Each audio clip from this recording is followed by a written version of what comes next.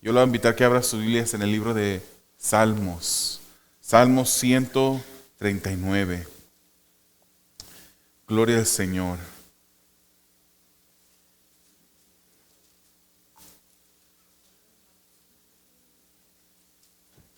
Salmos 139. Vamos a ir examinando este salmo el día de hoy, hermanos. Salmos 139. Y el título del mensaje es Perfectamente conocidos, cuidados y creados. Perfectamente conocidos, cuidados y creados. Hemos sido conocidos por Dios, hemos sido cuidados por Dios y seguimos siendo cuidados por Dios. Hemos sido creados por Dios. Este salmo, hermanos, es un salmo que apunta hacia los atributos de Dios, esos atributos que son muy conocidos por su omnipresencia, su omnisciencia, su omnipotencia. Y este salmo, hermano, nos va a ayudar en este día a volver a recordar esos atributos y enfocarnos en esos atributos de ese Dios maravilloso. Los versículos 1 al 6 vamos a ver la omnisciencia de Dios. Omni quiere decir todo. Todo lo conoce, ciencia, todo lo conoce, su omnisciencia de los versículos 1 al 6. Luego vamos a ver los versículos 7 al 12 y vamos a concentrarnos en su omnipresencia. Luego vamos a ir a los versículos 13 al 18, donde el salmista habla de la omnipotencia de Dios y finalizar con los versículos 19 al 24 y ver la justicia de Dios y lo que el conocer la omnisciencia, la omnipresencia, la omnipotencia de Dios efectúa o hace en nosotros.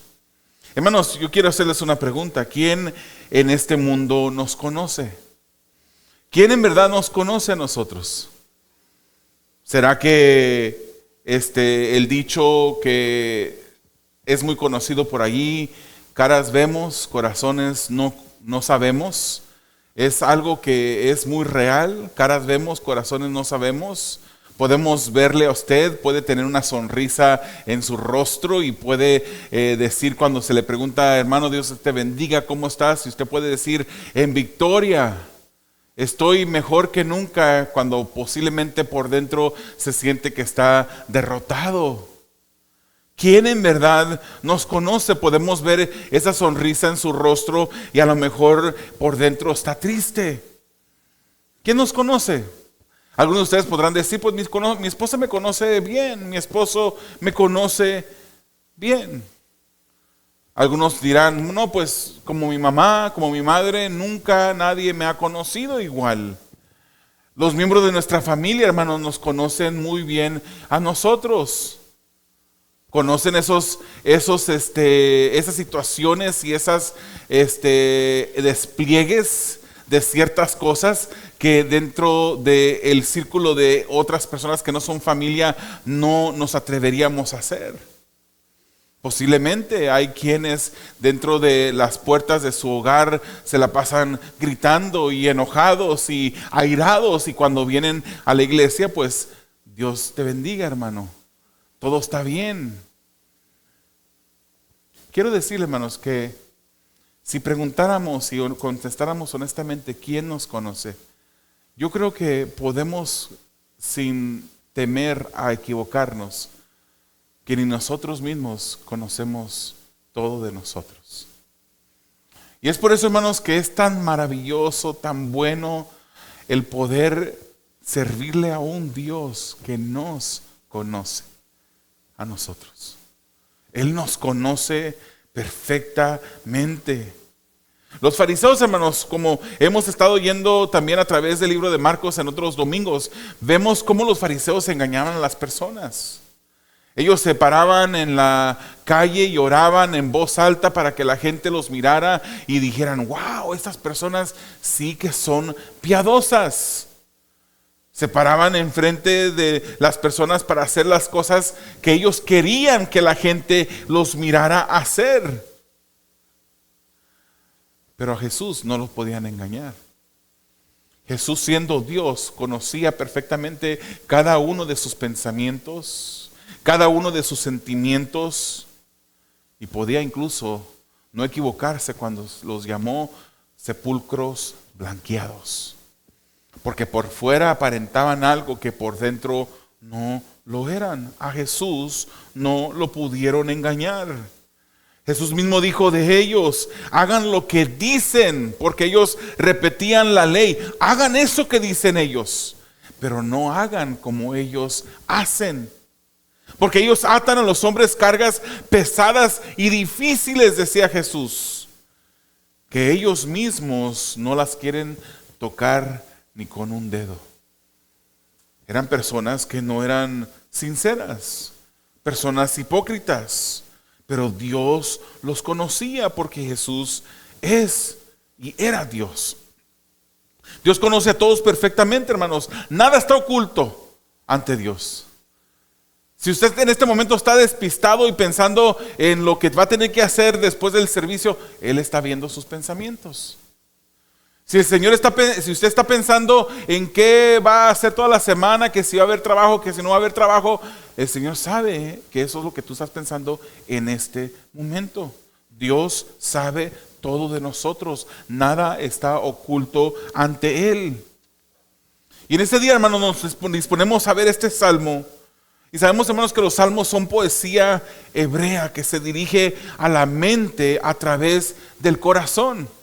Esa es la vía de los salmos. Entran primero al corazón, pero se dirigen ultimadamente a la mente de las personas para hacerlos reflexionar. No son mera emoción estos cantos, sino que mueven la mente a examinar las cosas de Dios. Hermanos, ese Salmo 139 es un salmo que está lleno de Dios. La Biblia, obviamente, sabemos que el protagonista de la Biblia es Dios, pero en ese salmo vamos a ver 33 referencias a la deidad. No solamente en nombre propio, sino también en pronombres que se dirigen y apuntan a Dios. 33 veces, usted los puede contar. Pero David, hermanos, también hace una autorreferencia a Él. 50 veces se menciona a Él. No porque Él sea más importante que Dios. Cada vez que Él se menciona para resaltar un atributo de Dios. O sea que al final las menciones que Él hace de Él mismo apuntan a Dios. Y David, a través de ese salmo, glorifica a Dios. Glorifica a Dios por su majestad, por su omnisciencia, omnipresencia e omnipotencia. Hermanos, conocidos somos de Dios. El primer punto, conocidos en su perfecta omnisciencia. Vamos a ver los primeros 6 versículos y quiero que vaya conmigo y lea Salmo 139, versículos 1 al 6. Oh Señor, dice, oh Señor, tú me has escudriñado y conocido. Tú conoces mi sentarme y mi levantarme. Desde lejos comprendes mis pensamientos. Tú escudriñas mi senda y mi descanso. Y conoces bien todos mis caminos. Aún antes de que haya palabra en mi boca, oh Señor, tú ya la sabes toda. Por detrás y por delante me has cercado. Y tu mano pusiste sobre mí. Tal conocimiento es demasiado maravilloso para mí. Es muy elevado. No lo puedo alcanzar. El salmista comienza a mirar este atributo del conocimiento de Dios. Y mira él y dice, ¿cómo es que tú lo sabes todo? ¿Cómo es tu conocimiento perfecto? Este salmo, hermanos, de repente pareciera como que es un salmo de lamento en el que David se lamenta porque Dios conoce todas estas cosas. Pero no es eso. David aquí no se está lamentando, sino que es un salmo que él escribe en tranquilidad, en paz, sabiendo que Dios lo conocía. Esto le producía gozo a él, tranquilidad y paz. A David lo tranquiliza el conocimiento perfecto y asombroso de Dios, aun cuando David tenía cosas que si él pudiese haber escondido de Dios, él los hubiese escondido de Dios. Hermanos, David no fue un hombre perfecto. David se le conoce por los salmos, se le conoce por cuando venció a Goliat, se le conoce por muchas victorias. pero fue un hombre imperfecto y la palabra claramente nos dice los pecados que él cometió, que no son simplemente errores de su vida, sino que fueron pecados que él cometió. Habían cosas que David hubiese querido esconder de Dios, pero todas esas cosas Dios las sabía a la perfección. Dios nos conoce a cada uno de nosotros, hermanos. Y seguramente en nuestras vidas hay conversaciones, pensamientos, sentimientos, hay cosas que nosotros hacemos que quisiéramos esconder de Dios. Pero Dios conoce a la perfección cada una de esas cosas. Él tiene un plan para nuestras vidas. Él quiere llevarnos a un punto específico en su perfecta voluntad. Y hermanos, Dios es soberano y a ese lugar vamos a llegar.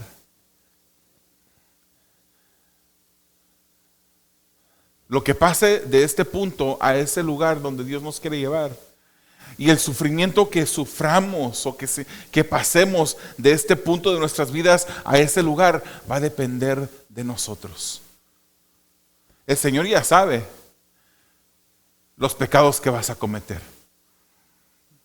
El Señor ya sabe las cosas en las que te vas a equivocar, las decisiones equivocadas que vas a tomar. Porque Él conoce todo perfectamente, aún desde antes de que siquiera tú pienses hacer eso que vas a hacer. Dios ya lo sabe.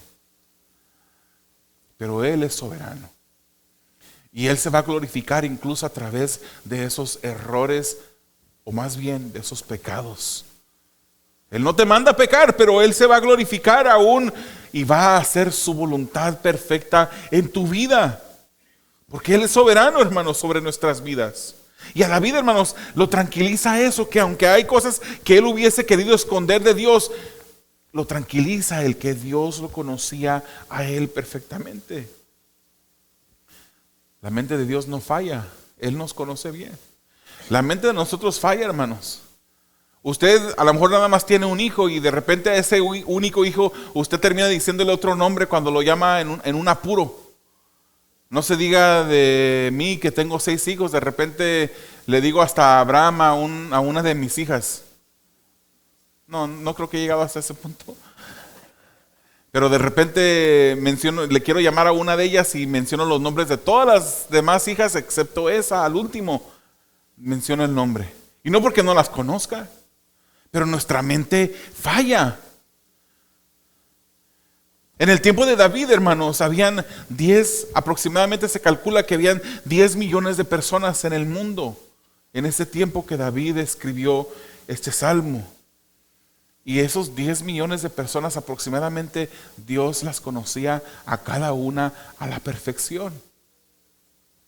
Y como Dios es un Dios poderoso, un Dios que no tiene limitaciones, Él sigue conociendo, aun cuando la humanidad ha pasado de 10 millones de personas. Comenzó con una persona que Él creó, que Él conoció bien en Adán. Luego Eva y luego vinieron sus hijos, luego se multiplicaron, llegó el tiempo de David, llegaron a 10 millones de personas.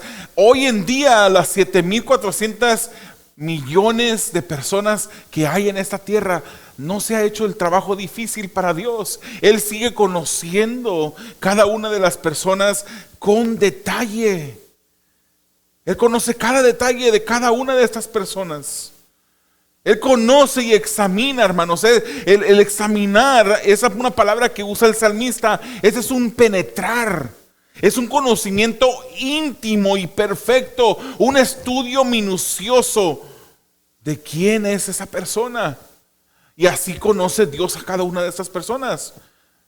Esas son palabras que usa el salmista, usa palabras dentro del límite del lenguaje humano. Obviamente Dios no tiene que estudiar a una persona minuciosamente para conocer a esa persona.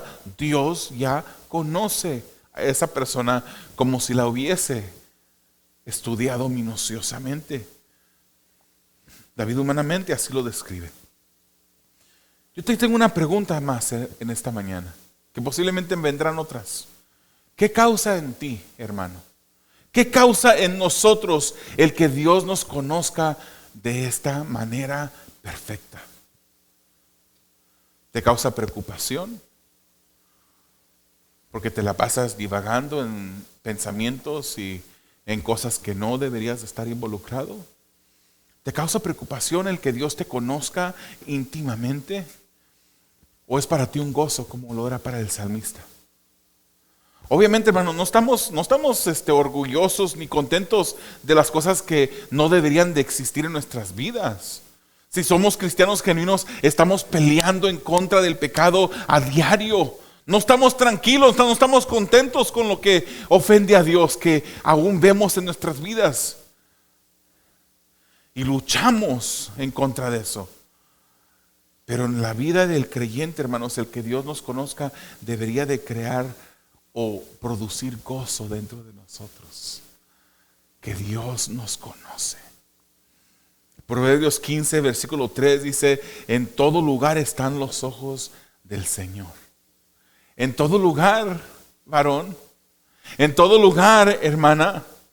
Aun cuando cierras la puerta de tu recámara y de tu baño, el Señor está observando, porque sus ojos están en todo lugar.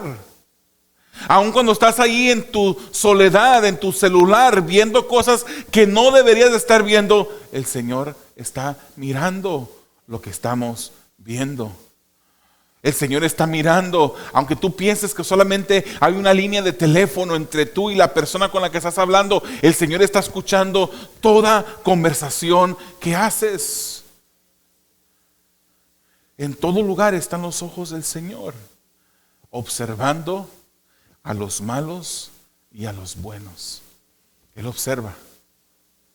Él se detiene para ver las cosas que están pasando en la vida de sus hijos. Y el versículo 3 y 4 dice: en mi levantarme y mi sentarme, o sea, en mi quietud, cuando estoy quieto y cuando estoy activo, Dios, tú me conoces. Dios conocía a David y David reconoce esto. Hermano, nos haría bien a nosotros reconocer que Dios mira todo, incluso lo que no exteriorizamos, incluso lo que está dentro, lo que se mantiene oculto, hermanos. Hermanos, si usted pudiera decir o pensar en algo que usted puede esconder bien de otras personas, usted diría: pues mis sentimientos. Yo puedo esconder mis sentimientos. Yo puede haber una persona que no me caiga muy bien y yo le puedo mostrar algo diferente por fuera. Usted posiblemente también puede decir mis pensamientos. La gente no sabe todo lo que pienso y muchas veces es bueno, hermano, no todo lo que uno piensa se dice.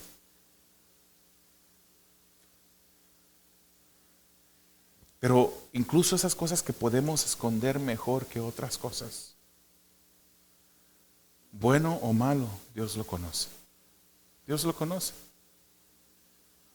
Obviamente, hermanos, hay cosas que se pueden conocer sin conocer íntimamente a la persona. O sea, si yo le digo a usted que yo soy una persona que corro 5 millas todas las mañanas, usted va a decir: serán sus sueños, pastor. Yo no puedo esconder eso, yo no puedo esconderle eso a usted. Pero no todos mis pensamientos usted los conoce. Dios sí los conoce. Dios nos conoce a la perfección. Los versículos 5 y 6, hermanos, habla de ese conocimiento de Dios sobre él. Y cómo David estaba anonadado, perplejo, asombrado por cómo Dios lo conoce. David sabía que su corazón y mente estaban desnudos ante Dios, hermanos. No hay nada de nuestras vidas que Dios no conozca. Y no solamente el Antiguo Testamento lo dice, también el escritor de Hebreos lo dice en su capítulo 4, versículo 13. No hay cosa creada oculta a su vista, dice el escritor, sino que todas las cosas están al descubierto y desnudas ante los ojos de aquel a quien tenemos que dar cuenta. Querido hermano, Si te produce gozo el saber que Dios nos conoce, gloria a Dios. Pero recuerda que todo lo que hagamos, lo que pensemos, los sentimientos del corazón, de todo ello vamos a tener que dar cuenta a Dios. Todo. Y es una bendición, hermanos, ya que su conocimiento es absoluto. Dios lo rodeaba, así lo mira el salmista. Ya que Dios lo conocía perfectamente, Dios también le rodeaba con su protección. Hermano, Dios es el mismo hoy. El mismo en el tiempo de David. Se han multiplicado muchas personas. Han cambiado muchas cosas en esta tierra. La tecnología obviamente ha avanzado. Han cambiado muchas cosas, pero Dios sigue siendo el mismo. Y podemos tener seguridad en Él. Somos perfectamente conocidos por Dios. Para bien o para mal. Los ojos del Señor están observando todo. Lo bueno y lo malo. Vamos a los versículos 7 al 12, hermanos. Donde el salmista mira el cuidado de Dios en su perfecta omnipresencia. Dice el 7, ¿a dónde me iré de tu espíritu? ¿A dónde huiré de tu presencia? Si subo a los cielos, allí estás tú. Si en el Seol preparo mi lecho, allí tú estás. Si tomo las alas del alba y si habito en lo más remoto del mar, aún allí me guiará tu mano y me tomará tu diestra. Si digo, ciertamente las tinieblas me envolverán y la luz a mi alrededor será noche, ni aún las tinieblas son oscuras para ti, y la noche brilla como el día. Las tinieblas y la luz son iguales para ti. Ese es el Dios que servimos. Hermanos, la omnisciencia de Dios y su omnipresencia van de la mano. Y estos versículos nos muestran la omnipresencia de Dios, que Dios está en todo lugar. No creemos, hermanos, como alguna religión de este mundo, los hindús creen que Dios es todo, que una roca puede ser Dios incluso. No, pero Dios está en todo lugar. Dios está en todo lugar, en todo momento de nuestras vidas. Y David sabe que no puede escapar de la presencia divina. Ni en el cielo podría escapar de Dios. Incluso en la tumba pudiera tampoco escapar de Dios. Si se fuera hasta el fin del mundo, no pudiera escapar de Dios. No podemos escapar de Dios, hermanos. Nadie de nosotros podemos escapar de Él. Esto es precioso, hermanos. David no se está quejando de no poder escaparse de Dios. Él no está deseando irse a un lugar o buscar un lugar donde él pudiese esconderse de Él. Al contrario, esto le daba a él gozo, le daba paz, que no importa en donde esté, Dios lo iba a guiar y lo iba a sostener con su mano derecha. Hermanos, dejemos de estar preocupados por el futuro de nuestras vidas. Dejemos de estar anonadados o preocupados, angustiados, frustrados por lo que está pasando a nuestro alrededor. Si tenemos a un Dios que en cualquier lugar va a estar con nosotros, podemos tener esa confianza. Nada sucede. Nada sucede que se haya escapado del control de Dios. Tenemos ese Dios omnipresente, que si estemos aquí, estemos allá, estemos en cualquier lugar, su presencia estará con nosotros, hermanos. Él es fiel. Él no nos deja, incluso cuando nosotros somos infieles a Él, Él sigue siendo fiel. Él no se puede negar a sí mismo, dice las Escrituras. Podemos tener esa confianza, hermanos, cuando nos preocupamos, cuando nos angustiamos y hay frustración en nuestras vidas, es porque no estamos confiando como Dios quiere que confiemos en Él. Y eso es bueno, hermanos. Es bueno si tomamos eso como una oportunidad de reconocer, Señor, no estoy confiando en ti como yo debería. Y eso nos mueve a la oración, a pedirle a Él. Eso es bueno. No es bueno cuando de repente esas frustraciones y esa angustia en nuestro corazón llegan de tal modo que nos quedamos en esa situación y nos salimos. No, eso no es lo que Dios quiere. Tenemos a un Dios que estuvo allí en esa próxima galaxia, y en esa galaxia que está a lo más remoto del universo, estaba Él allí creando esa galaxia. Él creó todo el universo. Él estaría y estará contigo en todo momento, hermano. Solamente confía en Él. No dudes de ese Dios al que tú sirves. Él es ese Dios. Dios conoce a David también, que conoce su principio, su presente y su futuro. Hermanos, recordemos a Dios, o cómo Dios cuidó de David. Lo libró de la mano de Saúl, hermanos, el rey de Israel, el que tenía un ejército a su mando. Saúl, hermanos, que tuvo en ese momento celos de David porque miró en David la gracia y el llamado de Dios, y quiso eliminar a David. Él podía dar la orden y eliminarlo, pero del lado de David está un Dios que tiene un ejército más poderoso que cualquier ejército de cualquier rey. Del lado de David estaba un Dios que es más poderoso por sí solo que cualquier ejército del mundo. No nos preocupemos por nada, que el Dios Rey del universo está con nosotros y está de nuestro lado. Y así como libró a Dios de la mano de Saúl, nos librará a nosotros del peligro. Así como libró a David del león y del oso, también nos librará a nosotros.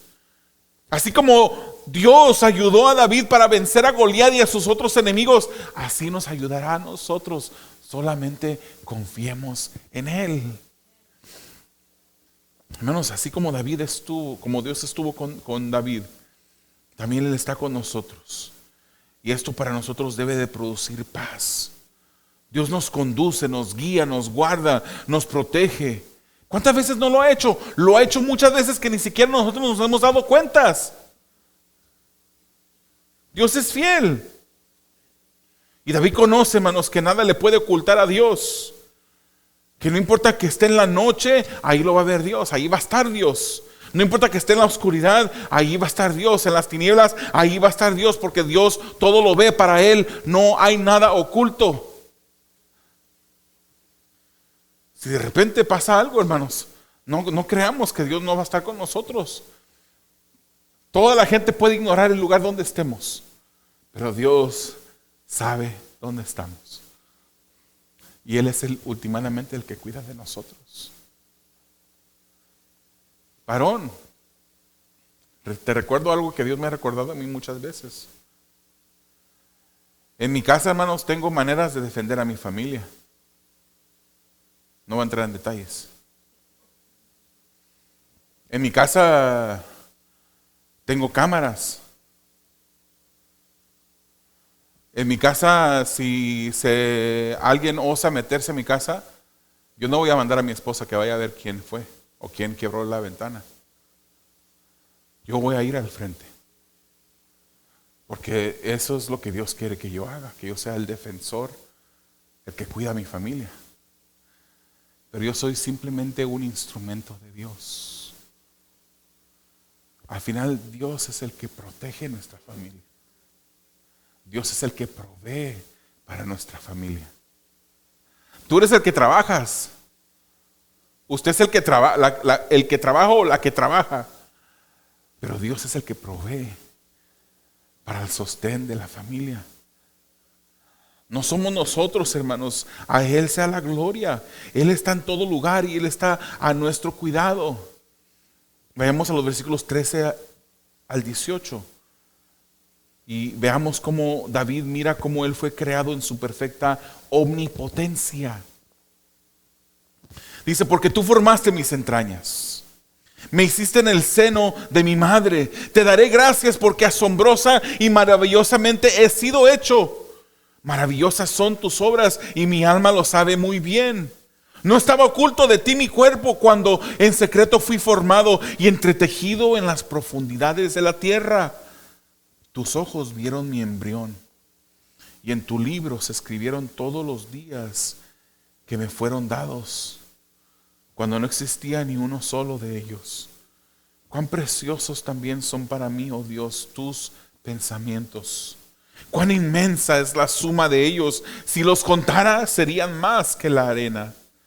Y al despertar aún estoy contigo. Qué maravillosa la palabra del Señor, hermanos. Se siente débil, se siente atemorizado. Abra este Salmo 139 y léalo. Sea usted recordado de quién es su Dios, al Dios que usted le sirve.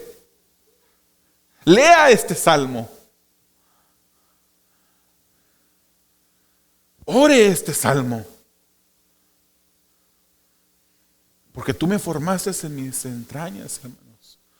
Dios es el que forma en el vientre de toda madre los bebés. Hermanos, no caigamos bajo esa... Estoy haciendo un side note en este momento. Me voy a desviar un poquito, pero voy a regresar. Recordemos, hermanos, que la vida para Dios es vida desde concepción. No creamos lo que dicen por allá afuera, joven, que está siendo bombardeado por los medios sociales con estas cosas, y también los que somos menos jóvenes, también somos bombardeados con esto.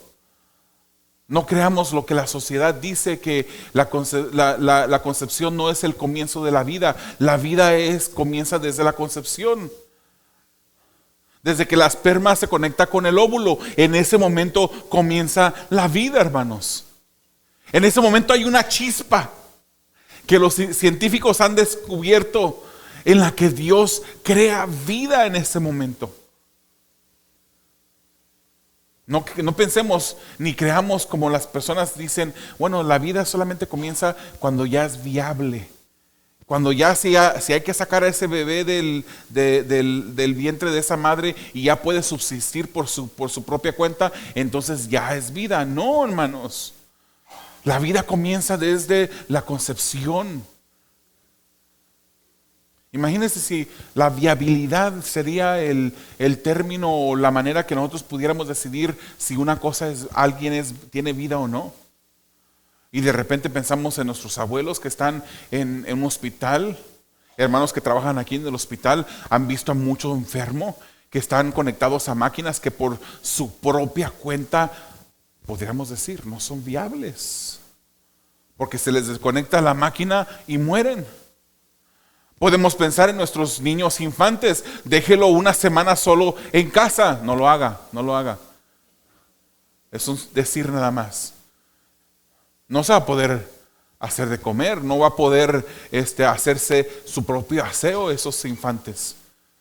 En cierta manera no son viables. Hoy en día, hermanos, el enemigo ha traído a la sociedad a tal punto de defender los asesinatos de los niños en el vientre de la madre. Porque esos son, hermanos, son asesinatos. Y esto no es una prédica y una porción de la prédica que es política, hermanos. No, para nada. Dios desea, hermanos, que nosotros defendamos la justicia, que defendamos lo que es correcto. Y dice el salmista, tus ojos vieron mi embrión. Dios sabía y miraba la vida de David desde el vientre de la madre de David. Y ahora volvemos al Salmo 139. David pasa a reconocer a Dios por su omnipotencia y ver cómo Dios lo había cuidado. Y él preguntaba, ¿quién me conocerá? ¿Quién me cuidará mejor que el mismo Creador que me hizo todo con un detalle minucioso en el vientre de mi madre? Y la respuesta es, nadie. Nadie nos conoce igual. Hermanos, Dios es poderoso. Dios es todopoderoso, es omnipotente, es asombroso. Tenemos un Dios grande al que le servimos. David en este momento que él escribe esto, no sabe esto que la ciencia ha descubierto, pero quiero darle a unos detalles que nos van a asombrar a nosotros. ¿Sabía usted que en todo cuerpo adulto, hay 100,000 millas, no pulgadas, no yardas, 100,000 millas de nervios sanguíneos en cada cuerpo adulto. ¿Sabía usted que Dios conoce cada pulgada de esas 10,000 millas de nervios sanguíneos en nuestras vidas, en nuestros cuerpos? Eso lo creó Dios. Hermanos, los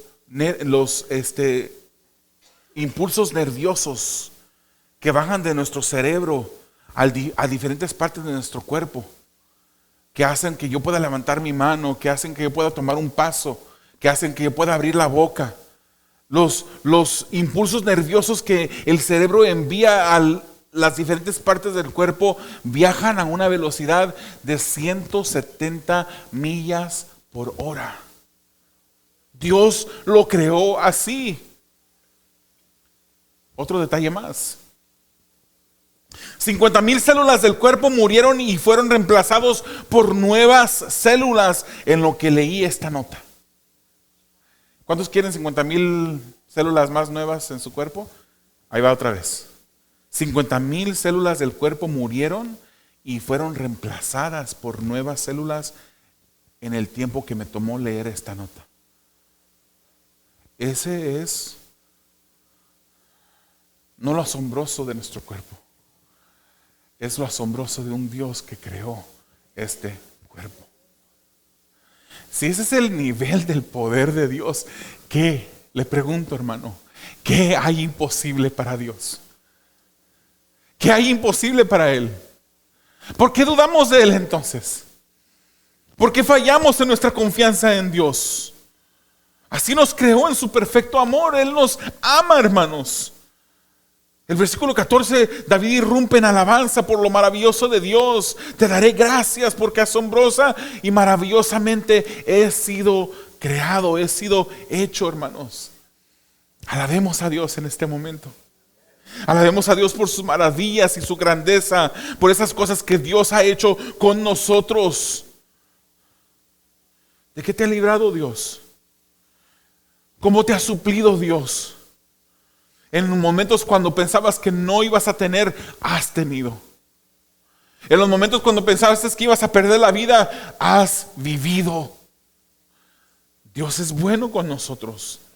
Y el salmista está plenamente confiado que Dios cumplirá su propósito en él. Hermanos, Dios venía haciendo sus propósitos en David desde el momento de concepción. Entretejido en lo más profundo de la tierra. En contexto quiere decir en el vientre de su madre. Dios también a nosotros nos conoce desde el vientre de nuestra madre.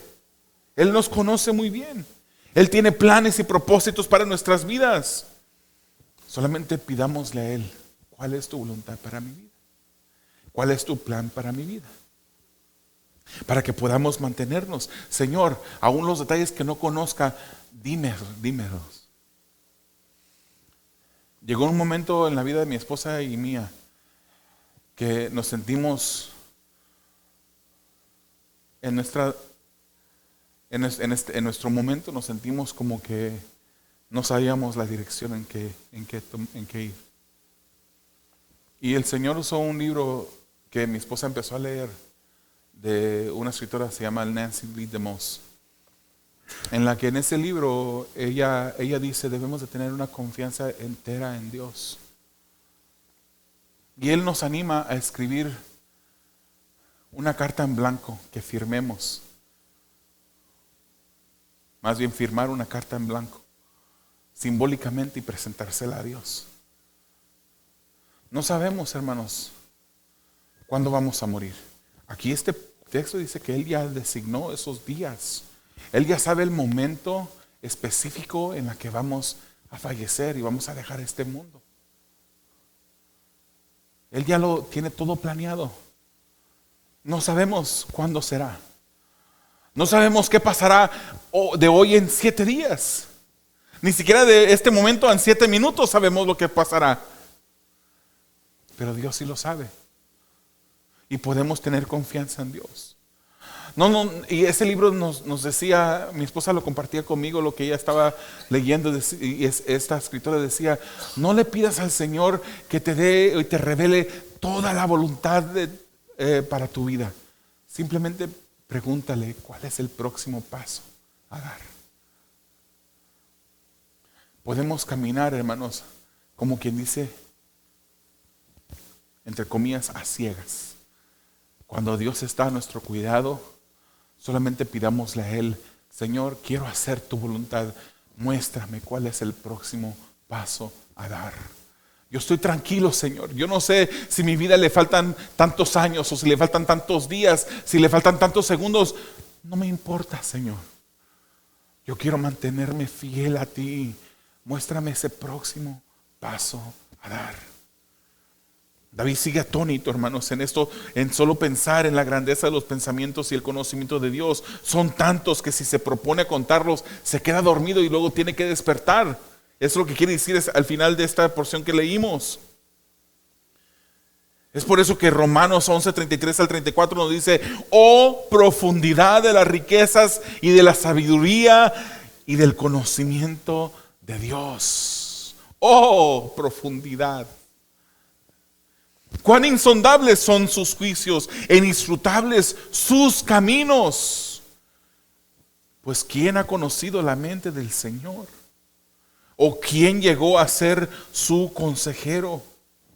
Hermanos, ¿no es increíble que Dios tenga esos atributos? ¿No es increíble, hermanos, que Dios tenga este nivel de poder, que tenga este nivel de conocimiento, que tenga este nivel de estar en cualquier lugar, en todo lugar? Lo que es increíble, hermanos, es que Dios nos conozca y aún así nos ame. Eso, aquí podríamos terminar este mensaje y ponernos todos hincarnos y decirle, Señor, gracias. Gracias porque me conoces como soy y aún así me amas. Eso es increíble, hermanos. Y terminamos este Salmo 19 al 24, la perfecta justicia de Dios. Dice, oh Dios, si tú hicieras morir al impío.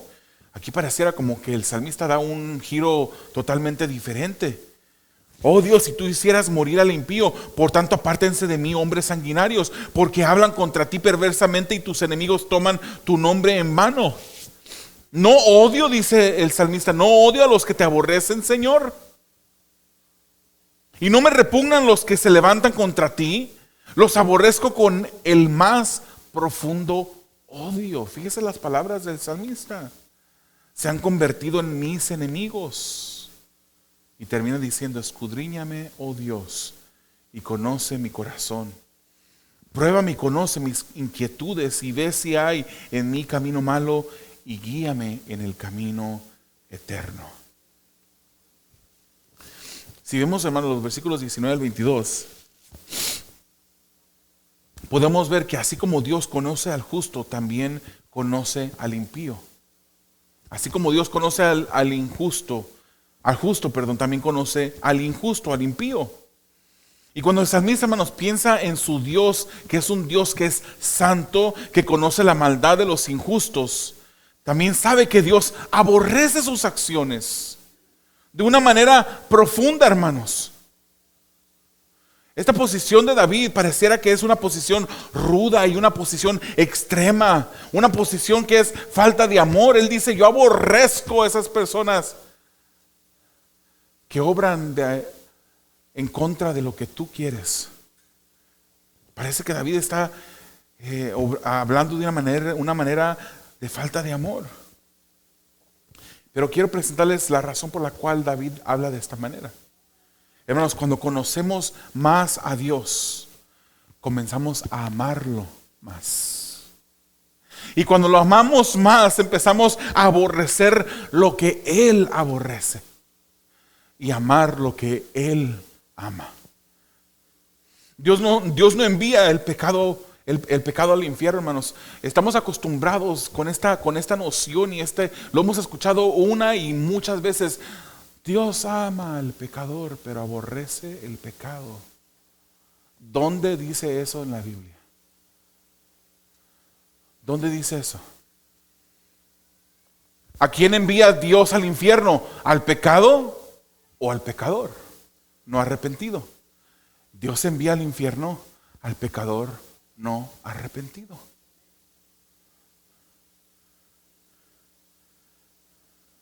R.C. Sproul, hermanos, en una vez escuché que él dijo: si amáramos a Dios de la manera como Dios ama, si conociéramos a Dios de la manera como Dios conoce, tuviésemos el conocimiento que Dios tiene, tuviéramos la sabiduría que Dios tiene, miraríamos a los pecadores descender al infierno y diríamos: esto es bueno.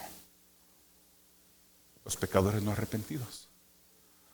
Cuando amamos más a Dios, comenzamos a amar más lo que Él ama. Y cuando amamos más a Dios, empezamos a aborrecer más lo que Él aborrece. Dios aborrece el pecado en nuestras vidas, hermanos.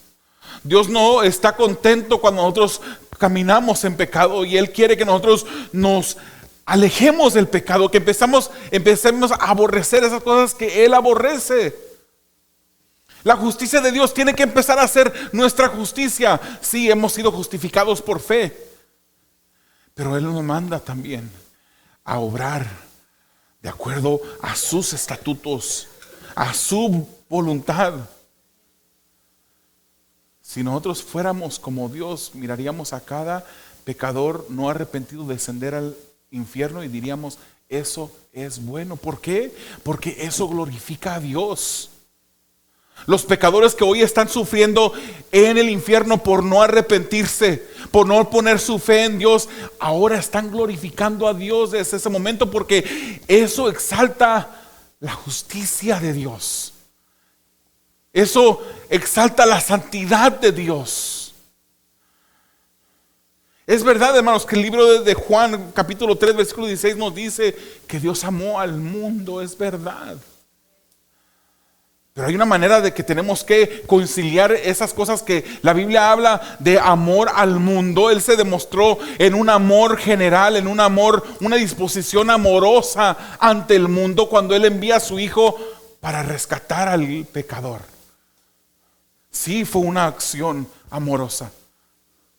Pero no podemos hacer y barrer con una escoba debajo de un tapete otros versículos de la Biblia que hablan claramente de cómo Dios está enemistado con el hombre continuamente. El hombre que no está arrepentido. Por ejemplo, Salmo 5:5: los que se ensalzan no estarán delante de tus ojos. Aborreces, hablando de Dios, aborreces a todos los que hacen iniquidad. ¿Dónde ponemos ese versículo? O el Salmo 11, versículo 5. El Señor prueba al justo y al impío, y su alma aborrece al que ama la violencia. Su alma aborrece al que ama la violencia. ¿Dónde escondemos esos versículos? En una ocasión yo vi en una iglesia a un predicador que fue invitado y que no me acuerdo de cuál salmo fue, si fue de Salmo 5 o Salmo 11, pero predicó de ese salmo. Y él mencionó todas estas cosas de cómo Dios estaba enemistado con el impío, cómo Él aborrece al que se va tras la violencia. Y luego después el pastor, todo notablemente nervioso, confundido, no sabía qué hacer, porque era de uno de esos pastores que siempre predicaba: Dios ama al pecador, pero aborrece al pecado. No sabía qué decir. Trató de corregir lo que el predicador había dicho. Hermanos, nosotros estábamos enemistados con Dios antes de venir a Él.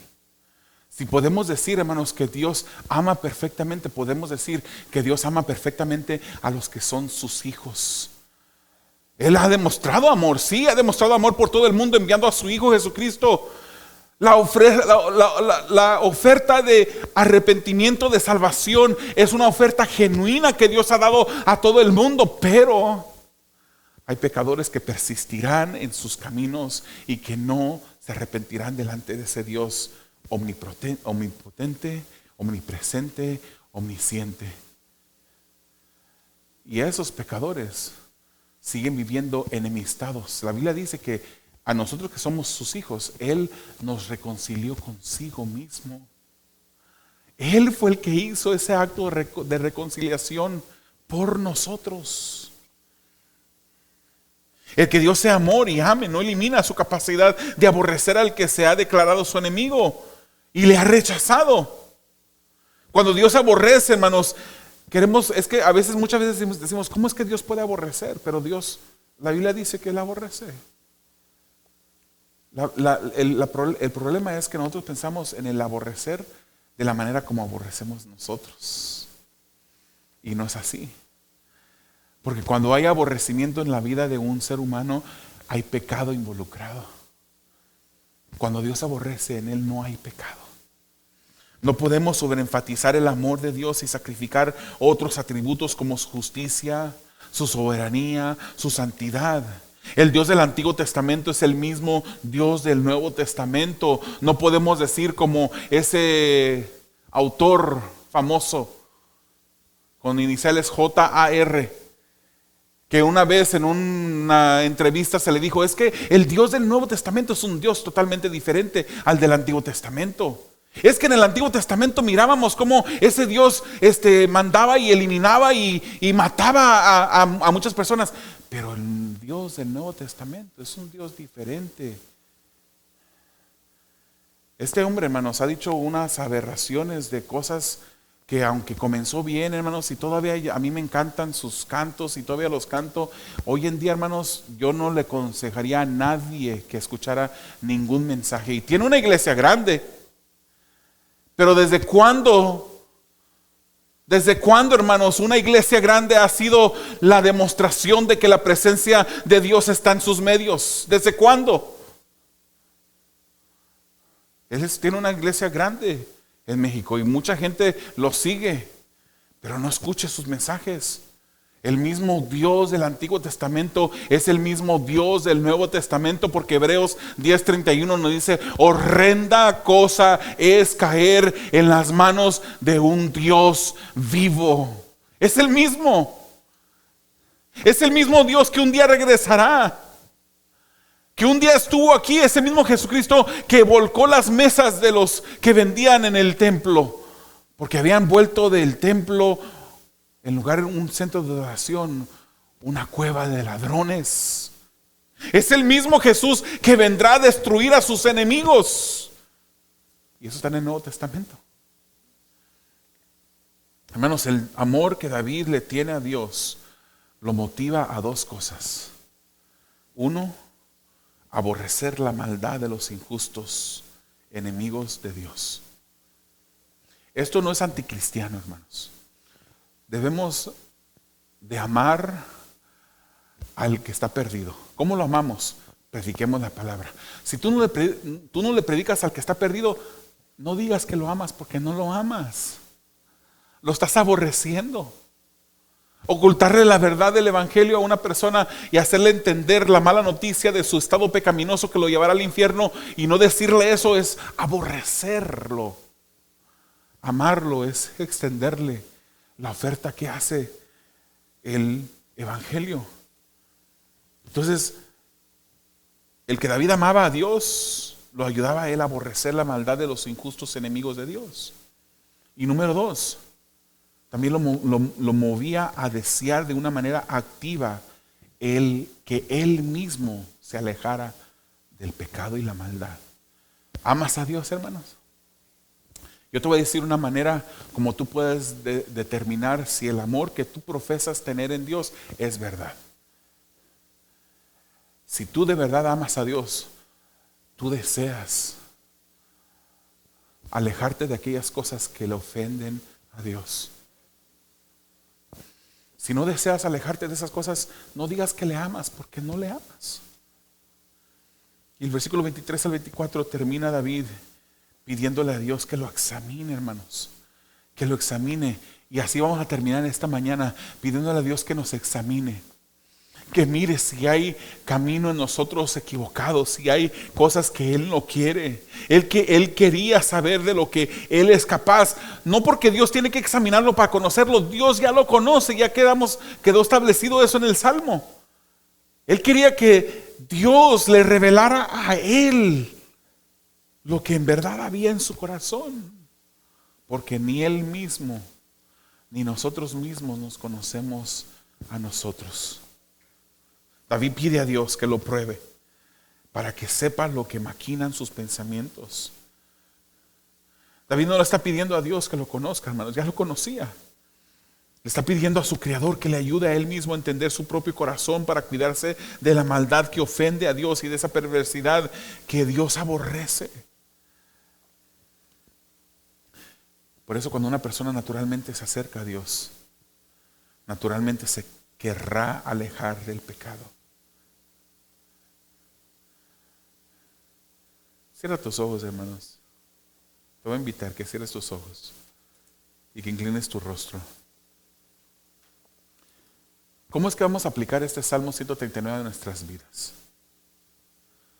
Lo primero que debemos de hacer en este momento, hermanos, es alabar a Dios. Darle gloria y honra ahí donde estás. Porque Dios es un Dios que es omnipresente, omnisciente, omnipotente. Es un Dios que nos conoce de la misma manera que el salmista expresaba conocerlo a Él. Dale gloria a Dios en este momento. También, hermanos, considera qué es lo que te causa a ti el saber que Dios te conoce y te mira y está en todo lugar. ¿Te produce gratitud o te produce preocupación porque sabe esas cosas ocultas que a Él le desagrada? Pero no solamente examines eso en tu vida, sino pídele al Señor: Señor, sé que estas cosas que hay en mi vida a ti no te agradan. Arráncalas de mi vida. Pídele a Él que puede, el mismo que es omnipotente para crear impulsos nerviosos que de tu cerebro corren a 170 millas por hora a través de tu cuerpo. El mismo que hace que las células se vuelvan a reproducir en tu cuerpo. Ese mismo Dios puede librarte y sacar de raíz ese pecado con el cual batallas. Pidamos como el salmista ser librados del camino de perversidad y que Dios nos guíe en su camino. Hermanos, busquemos a Dios. Pidámosle a Dios que nos ayude a aborrecer más y más esas cosas. El pastor Paul Washer dice que cuando él tiene juntas con sus pastores en su iglesia, una de las cosas por la cual él ora es y le piden a Dios que les dé más temor de Él. Pídele a Dios, hermanos, pidámosle a Dios que nos dé más temor de Él. Eso nos ayudará a aborrecer la maldad, a apartarnos del pecado.